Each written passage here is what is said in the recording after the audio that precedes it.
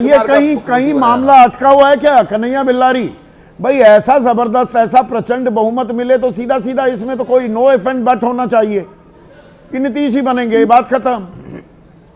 नहीं, मेरे पास जो जानकारी है कि नीतीश कुमार ही बनेंगे चीफ मिनिस्टर।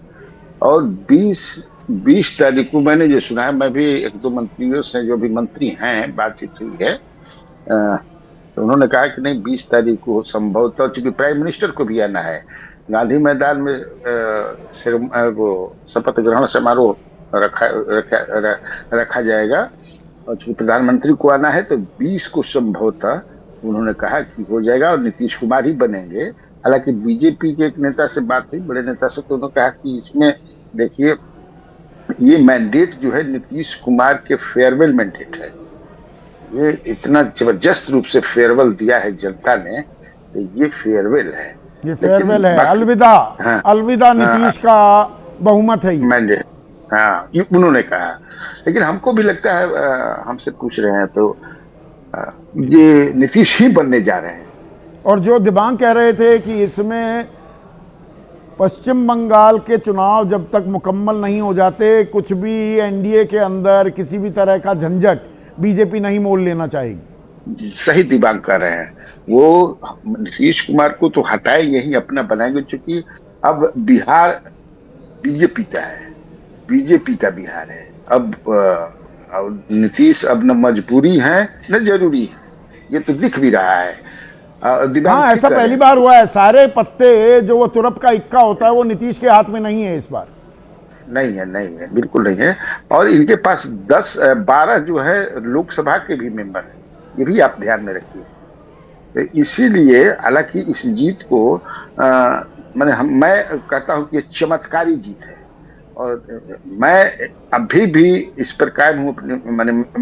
मेरी जो समझ है कि कोई अदृश्य शक्ति ही इतना प्रचंड बहुमत जो है, tsunami in favour of NDA, निश्चित तौर से कोई अदृश्य शक्ति। अदृश्य शक्ति वो एसआईआर तो नहीं, जो वोटर जो भी निरीक्षण हुआ, विपक्ष तो अब यही कह रहा है कि वोट चोरी हुई है।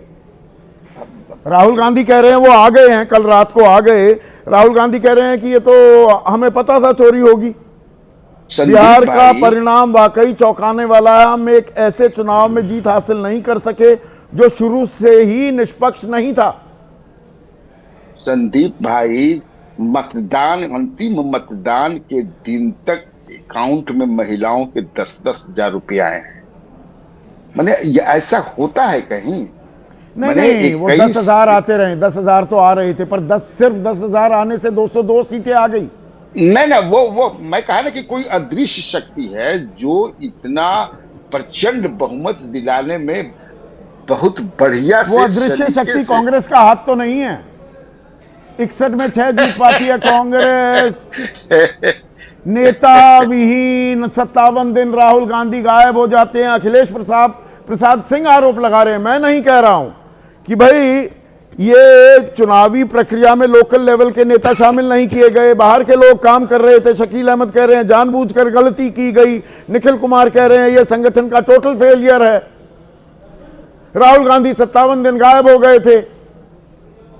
आप किसी बीजेपी के नेता से, जो एमएलए बने हैं, जो मंत्री भी हैं, जो जीते हैं, आप पूछिए कि आप कसम कोई भगवान का खाकर के कहिए कि आपको पता था कि इतना, कोई नहीं कि कहता हम लोगों को पता ही नहीं कि हम लोग का इतना वोट है, इतने हम पॉपुलर हैं। अरे बाप, ये तो गजब हो गया। अमित शाह जी ने कहा था कि 9 बजे तो जीत हो जाएगी, 1 बजे तक मामला समाप्त हो जाएगा। आपको याद भी होगा। तो बिल्कुल जो अमित शाह जी ने कहा था वही। वो बात नहीं पूछ रहा मैं, कांग्रेस की बात आपसे पूछ रहा था। ये कांग्रेस के नेता क्या कह रहे हैं? अभी आरजेडी की तकरार पर तो मैं आऊंगा ही। कांग्रेस आपस में ही भिड़ते रहोगे तो लड़ोगे कैसे बीजेपी से? ये भी तो एक सवाल आ रहा है ना सामने।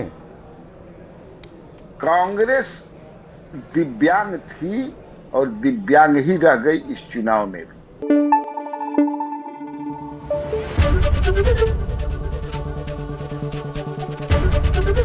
एबीपी न्यूज आपको रखे आगे।